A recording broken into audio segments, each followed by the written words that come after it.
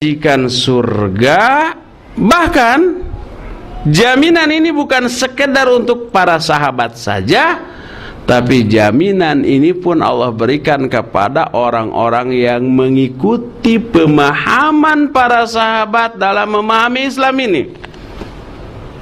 Siapa aja termasuk kita. Kalau kita dalam memahami Quran Sunnah mengikuti pemahaman para sahabat, dapat jaminan yang Allah tetapkan dalam Al-Quran. Coba lihat surat Taubah ayat yang ke-100. Allah berfirman, was-sabiqunal awwalun minal muhajirin wal ansar walladzina tabauhum bi ihsan radhiyallahu anhum wa radu'an wa adallahu lahum jannatin tajri tahtahal anhar. Kata Allah, orang yang mula-mula masuk Islam dari kalangan muhajirin dan ansor. Maksudnya siapa? Para sahabat. Muhajirin dan ansor istilah yang khusus bagi para sahabat. Tidak ada manusia lain yang diberi sebutan muhajirin dan ansor selain para sahabat. Muhajirin sahabat dari Mekah yang hijrah ke Madinah, ansor sahabat Madinah yang menerima kedatangan muhajirin. Nah, orang-orang yang mula-mula masuk Islam dari kalangan muhajirin dan ansor, dan orang-orang yang mengikuti mereka dengan kebaikan, mengikuti para sahabat. Mengikuti apanya? Pemahamannya tentang Quran, pengamalannya tentang Quran Sunnah dan yang lain-lainnya. Allah ridho kepada mereka dan mereka pun ridho kepada Allah Azza wa Jalla, dan Allah janjikan untuk mereka surga yang banyak mengalir sungai-sungai di bawahnya.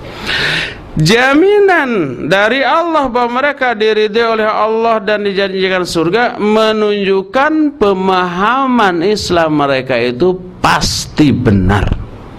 Kalau salah mah nggak mungkin diridhoi. Kalau salah nggak mungkin dijanjikan surga. Apalagi kalau kesalahannya itu dalam hal mengamalkan dan memahami syariat Allah, nggak mungkin Allah ridho tuh. Jadi ridho Allah kepada mereka menjadi dalil bahwa pemahaman mereka tentang Islam ini benar. Oleh karena itu, tidak diragukan lagi dan seluruh manusia wajib sepakat bahwa manusia yang paling faham tentang Quran Sunnah setelah Nabi SAW adalah para sahabatnya. Berdasarkan hal itulah maka siapa orang yang memahami Al-Quran dan Sunnah Nabi tanpa melalui pemahaman para sahabat, orang tersebut telah keluar dari jaminan Allah Azza wa Jalla akan diridhai dan dapat surga. Berdasarkan hal itulah maka inilah solusi yang Allah berikan ketika kita berbeda dengan orang lain dalam hal memahami Quran Sunnah. Solusinya adalah kembalikan pemahaman tentang Quran Sunnah itu kepada penjelasan para sahabatnya. Itu solusinya. Berdasarkan nas ayat dan seabrek hadis yang banyak tentang masalah itu. Di antaranya coba lihat sabda Nabi alaihi salatu wasalam dalam hadis yang diterima dari Irbad bin Sariyah radhiyallahu an. Nabi SAW di tengah-tengah hadis, tidak dari awal karena agak panjang. Nabi bersabda, "May ya'ish minkum ba'di fasayara ikhtilafan katsira." Siapa orang yang hidup panjang sepeninggalku, maka dia akan melihat ikhtilaf yang banyak, termasuk ikhtilaf dalam memahami Quran dan Sunnah. Dan rata-rata ikhtilaf itu karena itu kan. Lalu apa kata Nabi SAW di saat kita melihat ikhtilaf yang banyak? Fa'alaikum bisunnati wa sunnatil khulafa'ir rasyidin al-mahdiin min ba'di tamassaku biha wa 'addu 'alaiha binawajid. berpegang teguhlah kalian kepada sunnahku dan sunnah para khalifah yang rasyidin. Khalifah yang rasyidin itu simbol atau mewakili seluruh sahabat yang ada saat itu.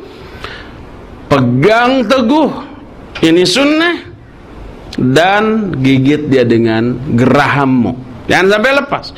Ya dipegang ya digigit, jadi kuat, jangan sampai lepas.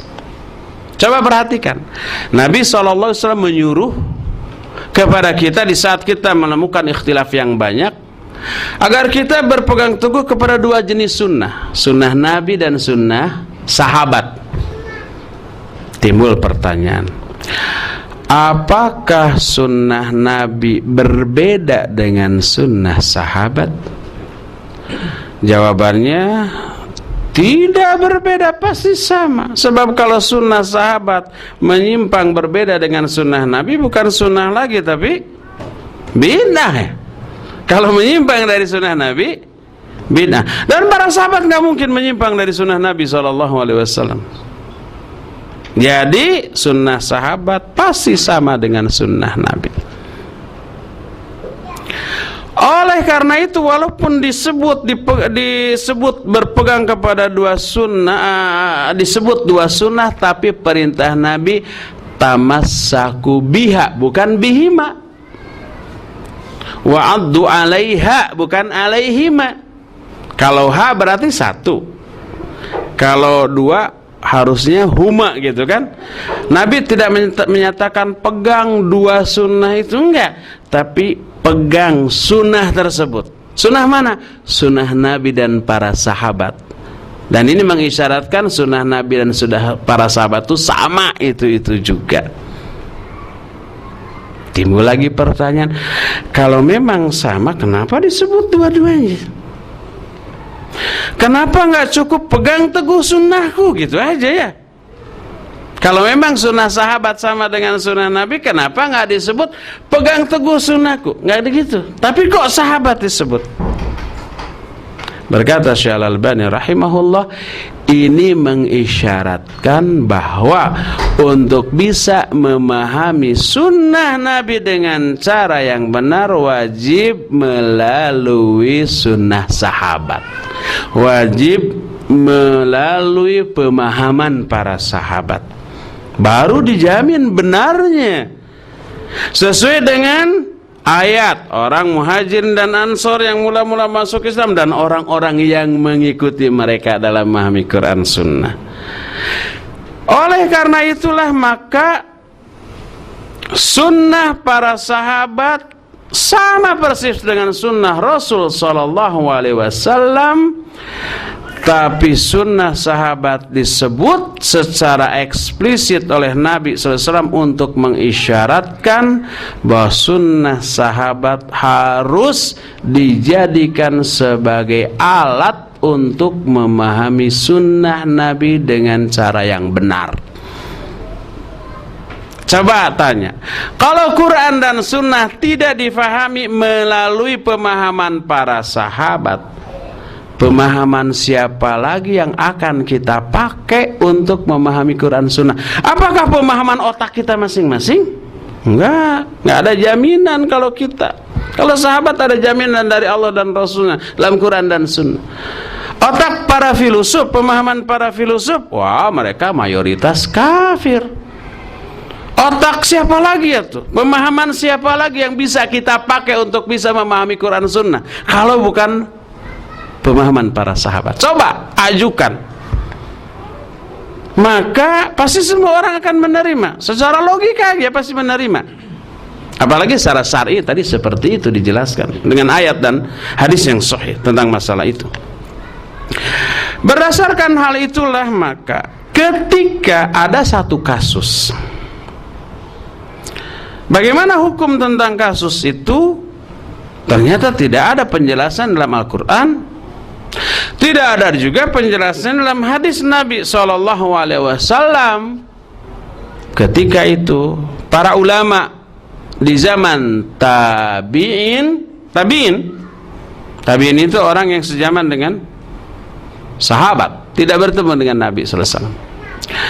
para ulama tabi'in ketika menghukumi satu kasus yang tidak didapati keterangan dari Quran dan Sunnah, mereka melihat pengamalan para sahabat. Contoh, ketika salah seorang ulama tabi'in yang masyhur namanya Imam Az-Zuhri ditanya, bagaimana hukumnya menggunakan lemak bangkai gajah dan tulang belulang dari bangkai gajah, lemaknya untuk meminyaki rambut, tulang belulangnya untuk menyisir. Halal apa haram? Boleh apa tidak? Ini tidak ada dalam Al-Quran, tidak ada juga dalam hadis Nabi SAW. Apa jawaban Imam Az-Zuhri? Adraktu 30 minas sahaba min ashabin Nabi SAW. Saya bertemu dengan 30 orang sahabat Nabi SAW. Semuanya mereka meminyaki rambut-rambut mereka dengan lemak bangkai gajah dan menyisir rambut-rambut mereka dengan tulang belulang dari bangkai gajah. Berhujahnya dengan sikap para sahabat. Apakah sikap Imam Az-Zuhri itu berdasarkan Al-Quran? Iya, berdasarkan Al-Quran. Tuh ayat ke-100 dari surah At-Taubah tadi, orang-orang yang mula-mula masuk Islam dari kalangan Muhajirin dan Ansar dan orang-orang mengikuti para sahabat. Tuh ayatnya tuh. Kalau tidak dapat dari Quran, tidak dapat dari Sunnah, lihat bagaimana pengamalan para sahabat. Ada solusi, ada jawabannya. Dan ini menjadi hujjah yang qat'i, yang dasarkan kepada Al-Quran dan As-Sunnah. Nabi SAW juga menyatakan, alaikum bisunnati wa sunnatil khulafair rasyidin al-mahdiina min ba'di. Jadi berdasarkan hal itulah maka solusi yang Allah berikan dalam Quran dan As-Sunnah begitu gamblang dan jelas terhadap permasalahan berupa perselisihan dalam memahami Quran Sunnah di kalangan manusia. Kembalikan ke siapa? Coba kembalikan kepada para sahabat. Ada apa sih penjelasannya, baik ucapan ataupun berupa pengamalan mereka, seperti apa yang dikatakan oleh Imam Az-Zuhri tadi. Berdasarkan hal itulah maka kita mengetahui bagaimana cara memahami Islam dengan pemahaman yang benar, yaitu pahami Quran dan hadis melalui pemahaman para sahabat. Inilah yang membedakan seorang ahlus sunnah dengan yang lainnya, membedakan ahlus sunnah dengan Syiah. Ahlakahumullah. Syiah berdasarkan Quran Sunnah, tapi Quran Sunnahnya menurut pemahaman mereka, bukan menurut pemahaman para sahabat. Bahkan menurut mereka para sahabat itu murtad, kecuali tiga ini, Miqdad bin Al-Aswad, Abu Dzar Al-Ghifari dan Salman Al-Farisi. Selain itu murtad. Abu Bakar dan Umar disebut dua tagut, dan seterusnya. Sahabat-sahabat lain dianggap kafir. Makanya mereka sangat-sangat membenci para sahabat. Bahkan mereka menohok bukan hanya para sahabat, tapi juga menohok malaikat Jibril alaihi salatu wassalam dengan mengatakan bahwa malaikat Jibril salah dalam memberikan wahyu. Mestinya kepada Ali, ini kepada Nabi Muhammad SAW. Mereka memakai Quran dengan Quran yang sama dengan Quran kita. Akan tetapi cara mereka memahami Quran itu jauh berbeda dengan kita. Mereka tidak mau melalui para sahabat. Bahkan para sahabat itu dikafirkan. Oleh Allah para sahabat dijamin, oleh Rasul SAW para sahabat dijamin sebagai ahli-ahli surga dan wajib diikuti. Oleh orang-orang Syiah dilaknat, dikafirkan. Waliyadzubillah, ahlakahumullah. Makanya Imam Malik berdasarkan nas ayat dalam Al-Quran surah Al-Fat ayat yang terakhir, ayat yang ke-29, Muhammadur